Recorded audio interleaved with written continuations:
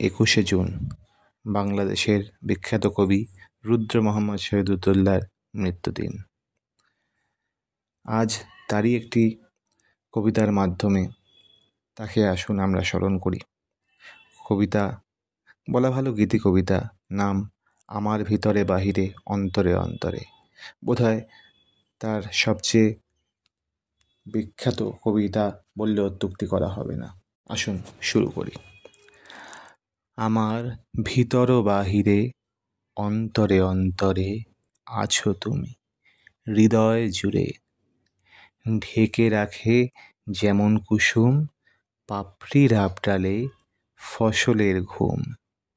তেমনি তোমার নিবিড় চলা, তেমনি তোমার নিবিড় চলা মরমের মূল পথ ধরে পুষে রাখে যেমন ঝিনুক খোলসের আবরণে মুক্তোর সুখ।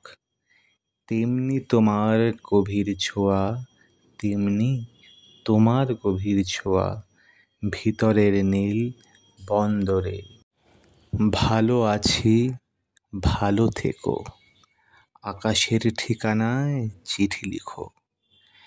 দিও তোমার মালাখানি, দিও তোমার মালাখানি বাউল এই মনটারে। ধন্যবাদ সবাইকে। অনুরোধ, ভালো লাগলে লাইক করুন এবং চ্যানেলটি সাবস্ক্রাইব করুন। Thank you.